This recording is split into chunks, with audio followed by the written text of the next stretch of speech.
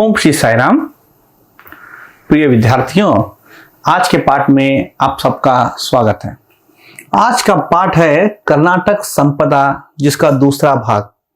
पहले भाग में हमने पाठ का विवरण जान लिया है।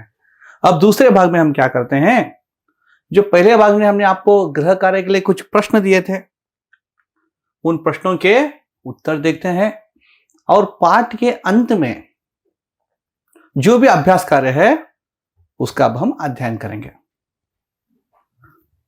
पहला प्रश्न था, पश्चिमी घाट किसे कहते हैं? पश्चिमी घाट किसे कहते हैं? देखिए,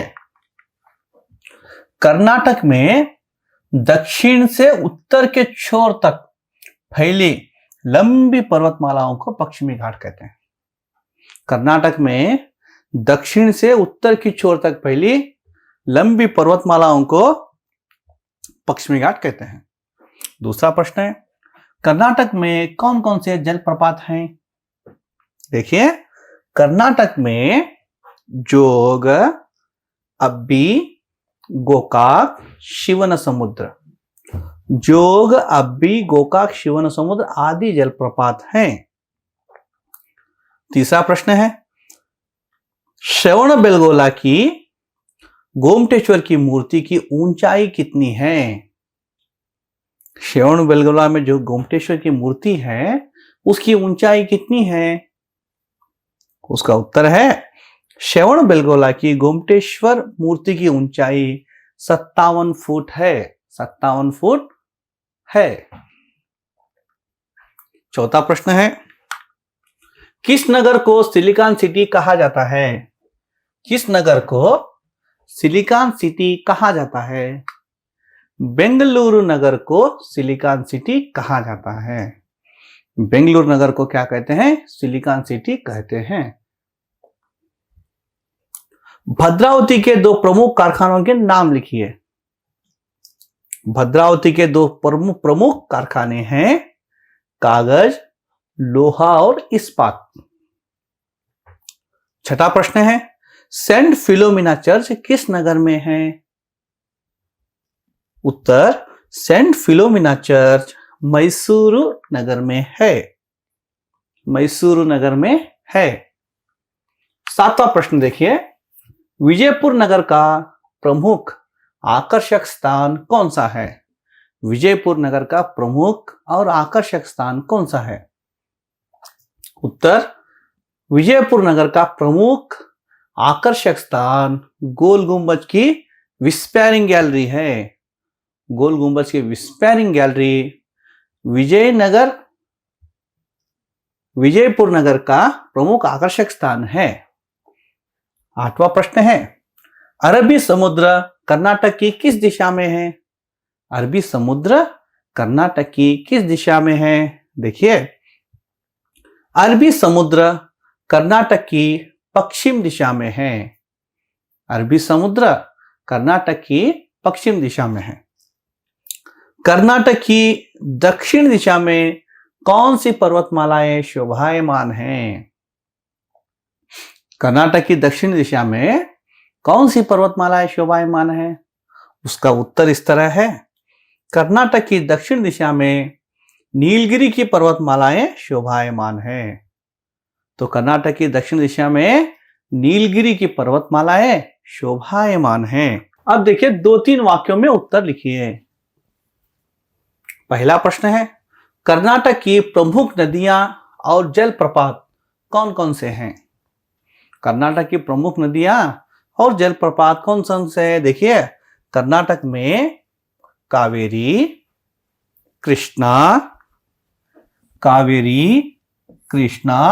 तुंगभद्रा, भीमा आदि नदियां बहती है।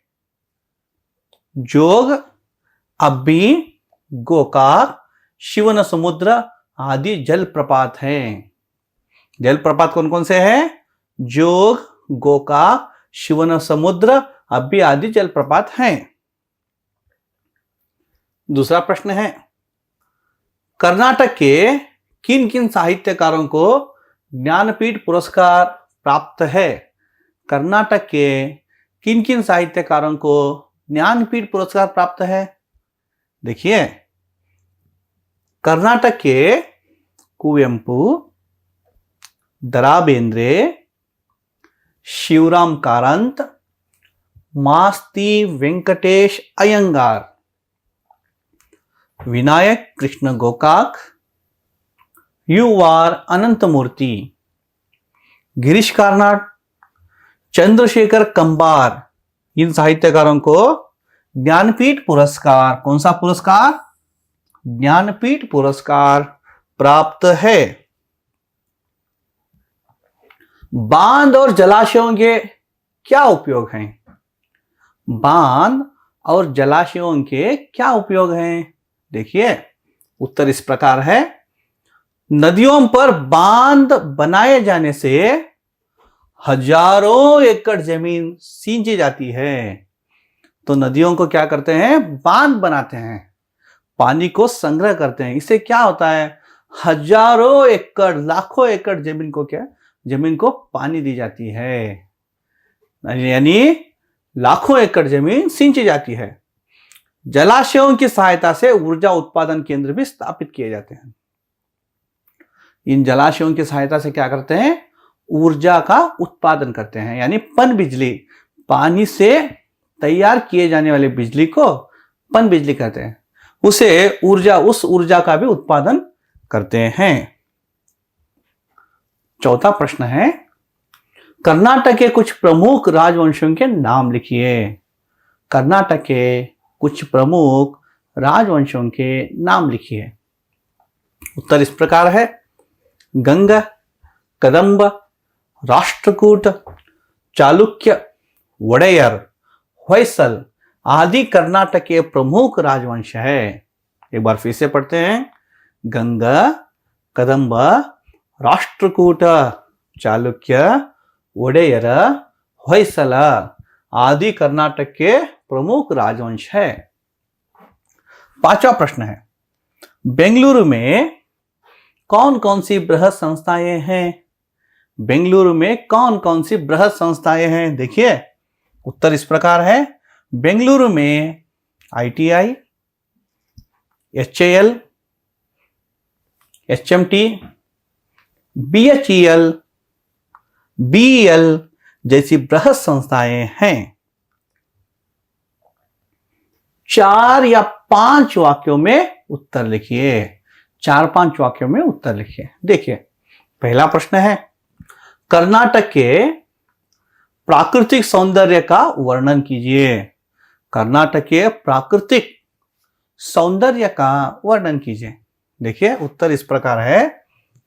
प्रकृति माता ने कर्नाटक को अपने हाथों से संवार कर सुंदर और समृद्ध बनाया है। प्रकृति माता ने कर्नाटक को अपने हाथों से संवार कर सुंदर और समृद्ध बनाया है। कर्नाटक की प्राकृतिक सुषमा नयन मनोहर है। तो कर्नाटक की जो प्राकृतिक सुषमा है वह नयन मनोहर है। पश्चिम में विशाल अरबी समुद्र है। पश्चिम में विशाल अरबी समुद्र है। ये जो अरबी है ना, पहले इसे क्या कहते थे? अरबी समुद्र को पहले, यहां पर सबसे ज्यादा सिंधु नदी का पानी जाता है, पहले इसे सिंधु समुद्र कहा करते थे। अब इसे क्या कहते हैं? अरबी समुद्र कहते हैं। ठीक है। दक्षिण से उत्तर छोर तक फैली पर्वतमालाओं को पश्चिमी घाट कहते हैं। दक्षिण से उत्तर की छोर तक फैली पर्वतमालाओं को क्या कहते हैं? पश्चिमी घाट कहते हैं। इन्हीं घाटों का कुछ भाग सह्याद्री कहलाता है। इन्हीं घाटों का कुछ भाग क्या कहलाता है? सह्याद्री कहलाता है। दक्षिण में नीलगिरी की पर्वतमालाएं शोभायमान है। दक्षिण में नीलगिरी की पर्वतमालाएं, कौन सी पर्वतमालाएं हैं? नीलगिरी की पर्वतमालाएं शोभायमान है। दूसरा प्रश्न, कर्नाटक की शिल्पकला का परिचय दीजिए। कर्नाटक की शिल्पकला का परिचय दीजिए। देखिए, उत्तर, कर्नाटक की शिल्पकला अनोखी है। कर्नाटक की शिल्पकला कैसी है? अनोखी है।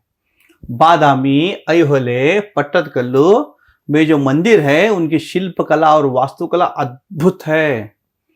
बादामी, ऐहोले, पट्टदकल्लु में जो मंदिर है, जो शिल्पकला है वह अद्भुत है, वर्णनीय, अवर्णनीय कहते हैं उसे, जो वर्णन करने नहीं होता है। देखिए, बेलूरू, हळेबीडु, सोमनाथपुर के मंदिरों में जो पत्थर की मूर्तियां हैं वे सजीव लगती हैं। बेलूर, हळेबीडु और सोमनाथपुर के जो मंदिरों में जो पत्थर की मूर्तियां हैं वह कैसे लगती है? सजीव लगती है। गोमटेश्वर की 57 फीट ऊंची एक शिला प्रतिमा शांति और त्याग का संदेश दे रही है। तो गोमटेश्वर की 57 फुट ऊंची, ये जो फीट है ना, फीट अंग्रेजी में कहते हैं, इसको हिंदी में इस तरह से लिखते हैं, देखिए, फुट। ये कुछ अंग्रेजी में आया है, देखिए, गोमटेश्वर की 57 फुट ऊंची एक शिला प्रतिमा शांति और त्याग का संदेश दे रही है। कौन सी संदेश दे रही है? गोमटेश्वर में 57 फुट ऊंची एक शिला प्रतिमा शांति और त्याग का संदेश दे रही है। देखिए, मैसूर का राजमहल कर्नाटक के वैभव का प्रतीक है। मैसूर का राजमहल कर्नाटक के वैभव का प्रतीक है। प्राचीन सेंट फिलोमिना चर्च, जगनमोहन राजमहल का पुरातत्व वस्तु संग्रहालय अत्यंत आकर्षण का स्थान है। विजयपुर का गोल गुंबज वास्तुकला का अद्भुत नमूना है। विजयपुर का जो गोल गुंबज है वास्तुकला का अद्भुत नमूना है। तीसरा प्रश्न है, कन्नड़ भाषा तथा संस्कृति को कर्नाटक के साहित्यकारों की क्या देन है? कन्नड़ भाषा तथा संस्कृति को कर्नाटक के साहित्यकारों की क्या देन है? देखिए, उत्तर इस प्रकार है। कर्नाटक के अनेक साहित्यकारों ने कर्नाटक की कीर्ति को संसार भर में फैलाया है। कर्नाटक के अनेक साहित्यकारों ने कर्नाटक की अपनी कीर्ति को सारे संसार भर में फैलाया है। देखिए, बसवण्णा समाज सुधारक थे। आज दुनिया में कौन नहीं जानता महात्मा बसवण्णा को, महात्मा बसवेश्वर जी को। बसवण्णा एक क्रांतिकारी समाज सुधारक थे। अक्क महादेवी, अल्लम प्रभु, सर्वज्ञ जैसे अनेक संतों ने प्रेम, दया और धर्म की सीख दी है। कौन सी सीख दी है? देखिए, प्रेम, दया और धर्म की सीख दी है। बसवण्णा, अक्मा देवी, अल्लम प्रभु, सर्वज्ञ से अनेक संतों ने प्रेम, दया और धर्म की सीख दी है। देखिए, पुरंदरदास, कनकदास आदि कवियों ने भक्ति और नीति के गीत गाए हैं। पुरंदरदास, कनकदास आदि अनेक कवियों ने भक्ति और नीति के गीत गाए हैं। देखिए, पंपा, रन्ना, पन्ना, हरिहरा, राघवंका आदि कवियों ने कन्नड़ साहित्य को समृद्ध बनाया है। कर्नाटक के 8 साहित्यकारों को, कितने साहित्यकार हर किसी को याद रखना चाहिए। अब तक कर्नाटक के 8 साहित्यकारों को ज्ञानपीठ पुरस्कार मिला है। कौन सा पुरस्कार मिला है? ज्ञानपीठ पुरस्कार मिला है। यह कन्नड़ भाषा, साहित्य, संस्कृति के लिए गौरव का विषय है। सारे कर्नाटक के लोगों के लिए यह गौरव का विषय है। देखिए, रिक्त स्थानों की पूर्ति कीजिए। कर्नाटक को डैश का आगार कहा जाता है। यहां पे हमने रिक्त स्थान को पूर्ति किया है। कर्नाटक को चंदन का आगार कहते हैं। कर्नाटक को चंदन का आगार कहते हैं। देखिए, गोमटेश्वर की प्रतिमा दुनिया को त्याग और डैश का संदेश दे रही है। गोमटेश्वर की प्रतिमा दुनिया को त्याग और शांति का, किसका? शांति का संदेश दे रही है। मैसूरू का राजमहल कर्नाटक के डैश का प्रतीक है। मैसूरू का राजमहल कर्नाटक के वैभव का प्रतीक है। किसका प्रतीक है? वैभव का प्रतीक है। देखिए, चौथा है, कर्नाटक के अनेक साहित्यकारों ने सारे संसार में कर्नाटक की डैश फैलाई है, क्या फैलाई है? कर्नाटक की कीर्ति फैलाई है, संसार भर में कर्नाटक की कीर्ति फैलाई है। कन्नड़ या अंग्रेजी में अनुवाद कीजिए। जो हिंदी में वाक्य दिया गया है उसे हमें कन्नड़ में या अंग्रेजी में लिखना है। देखिए, पहला है, कर्नाटक में कन्नड़ भाषा बोली जाती है और इसकी राजधानी बेंगलुरु है। कर्नाटकದಲ್ಲಿ कन्नड़ में इस तरह से कहते हैं, कर्नाटकದಲ್ಲಿ ಕನ್ನಡ ಭಾಷೆ ಮಾತನಾಡುತ್ತಾರೆ ಮತ್ತು ಇದರ राजधानी बेंगलुरु। इसे अंग्रेजी में इस तरह से कहते हैं, Kannada language he is spoken in Karnataka and it's capital he is Bengaluru. दूसरा है, कर्नाटक में चंदन के पेड़ विपुल मात्रा में है। कर्नाटक में चंदन के पेड़ विपुल मात्रा में, इसे कन्नड़ में इस तरह से कहते हैं। देखिए, ಕರ್ನಾಟಕದಲ್ಲಿ ಶ್ರೀಗಂಧದ ಮರಗಳು ಹೆಚ್ಚಿನ ಸಂಖ್ಯೆಯಲ್ಲಿವೆ। कर्नाटकದಲ್ಲಿ ಶ್ರೀಗಂಧದ ಮರಗಳು ಹೆಚ್ಚಿನ ಸಂಖ್ಯೆಯಲ್ಲಿವೆ। इसे अंग्रेजी में इस तरह से कहते हैं, sandalwood trees are abundant in Karnataka. तीसरा, वचनकार बसवण्ण क्रांतिकारी समाज सुधारक थे। वचनकार बसवण्ण क्रांतिकारी समाज सुधारक थे। इस वाक्य को हमें कन्नड़ में अनुवाद करना है। कन्नड़ में अनुवाद इस प्रकार होता है, देखिए, ವಚನಕಾರರಾದ ಬಸವಣ್ಣನವರು क्रांतिकारी समाज सुधारकरागिद्ದರು। इसे अंग्रेजी में इस तरह से अनुवाद करते हैं, Basavanna renowned for his वचनास was a revolutionary social reformer। पर्यायवाची शब्द लिखिए, पर्यायवाची शब्द लिखिए। देखिए, सागर, सागर यानी सागर को क्या कहते हैं? समुद्र कहते हैं, अंबुदी कहते हैं और रत्नाकर भी कहते हैं। सागर को क्या कहते हैं? समुद्र, अंबुदी, रत्नाकर भी कहते हैं। आगार, आगार यानी घर, आलय, ग्रह, यह अलग अलग होना चाहिए था, इसका जगह यहां आना चाहिए। देखिए, आगार, आगार को क्या कहते हैं? घर कहते हैं, आलय कहते हैं, ग्रह कहते हैं, है ना।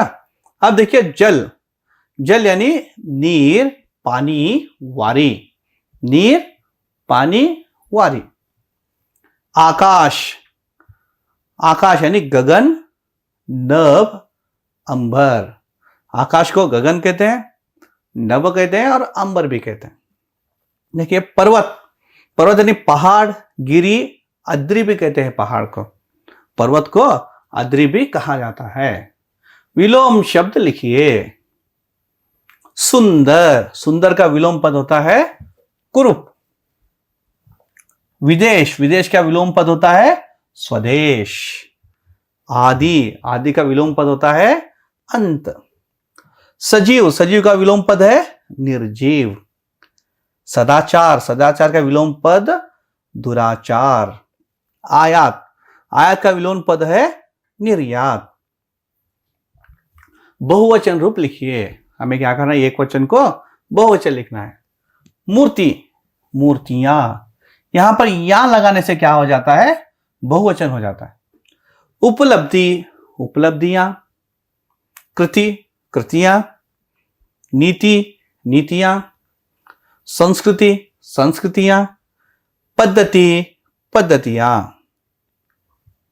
विच्छेद कर संधि का नाम लिखिए। विच्छेद करके, हमें यानी उसे जरा छुड़ा के लिखना है, विच्छेद करके लिखना है। संधि का नाम लिखिए। यहां संधि पद दिया गया है, देखिए, दिग्गज। दिग्गज का एक संधि पद है, इसको विच्छेद करना है। दिक प्लस गज, दिग्गज। ग जो है ना, ये जब हम इस संधि पद का विच्छेद करते हैं तब हमें क्या पता चला? दिक, क में क्या है? क व्यंजन, व्यंजन अधिक ग में क्या आ गया? आ गया। यहां व्यंजन आने के कारण क्या हो गया? कौन सा संधि है? व्यंजन संधि।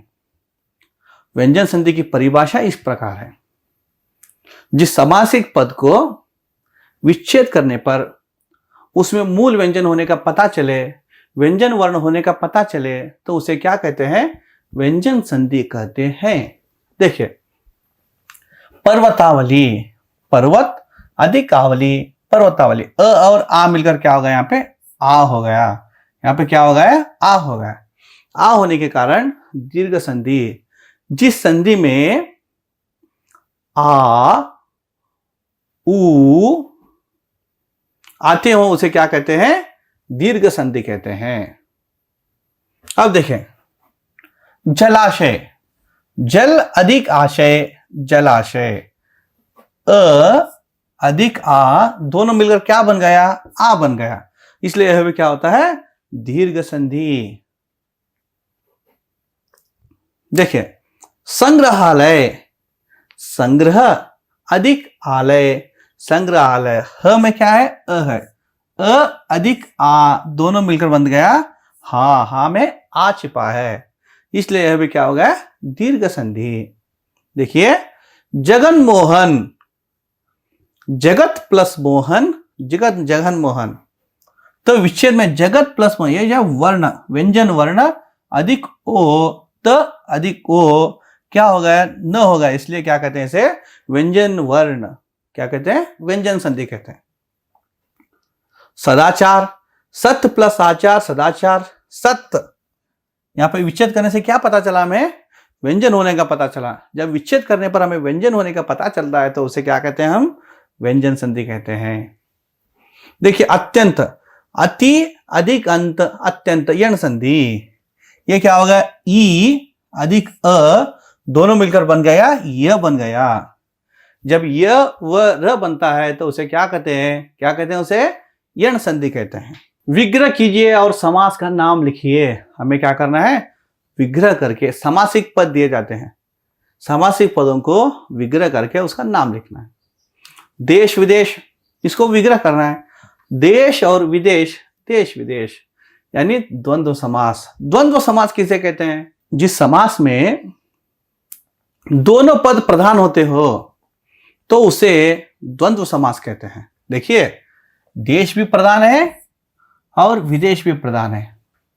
माता और पिता, माता पिता, है ना, काका और काकी, काका काकी। जिस आज और कल, आजकल, जिस समास में दोनों पद प्रधान होते हो तो उसे द्वंद्व समास कहा जाता है। जल प्रपात, जल का प्रपात, तत्पुरुष समास। जल प्रपात, जल का प्रपात, जल प्रपात, तत्पुरुष समास। तो जल प्रपात, इस समासिक पद को विग्रह करने पर हमें क्या पता चला, जल का प्रपात, का जो है ना एक कारक है। जिस समास में विग्रह करने पर कारकों का पता चले तो उसे तत्पुरुष समास कहते हैं। जिस समास को विग्रह करने पर कारकों का पता चले तो उसे क्या कहते हैं, तत्पुरुष समास कहते हैं। अब हमें अब पता चला ना क्या, जल प्रपात, जल का प्रपात, उसमें कौन सा कारक छिपा है, का कारक, संबंध कारक है। का कौन सा है, संबंध कारक, तत्पुरुष समास हो गया। देखिए, राजवंश, राजा का वंश, राजवंश, यह भी तत्पुरुष समास, संबंध कारक आ गया। राजमहल, राजा का महल, राजमहल, इसमें भी कारक होने से यह भी क्या हो गया, तत्पुरुष समास हो गया। अब देखिए, अनुरूपता, पहले पद का दूसरे पद से जो अर्थ दिया गया है उसी के अनुरूप में हमें क्या करना है, तीसरे पद को चौथा पद लिखना है। देखिए, कावेरी, कावेरी यानी नदी, कावेरी क्या है, एक नदी है। जोग, जलप्रपात, जो क्या है, जलप्रपात, जिसे अंग्रेजी में जोग फॉल्स कहते हैं। कन्नड़ में क्या कहते हैं बताओ, कन्नड़ में जलपाता कहते हैं, जोगद जलपाता, है ना। पंपा, प्राचीन कवि है, पंपा क्या है, प्राचीन कवि है। तो कंबार, आधुनिक साहित्यकार, चंद्रशेखर कंबार जी क्या है, एक आधुनिक साहित्यकार हैं।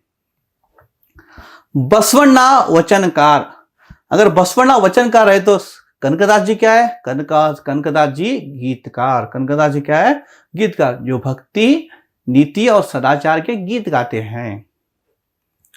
बेलूर, शिल्पकला, बेलूर क्या है, शिल्पकला है। तो गोल गुंबज, वास्तुकला। देखिए, कृष्णदेवराय शासक है, विजयनगर साम्राज्य के सम्राट। कृष्णदेवराय शासक है तो राष्ट्रकूट राजवंश है, राष्ट्रकूट क्या है, राजवंश।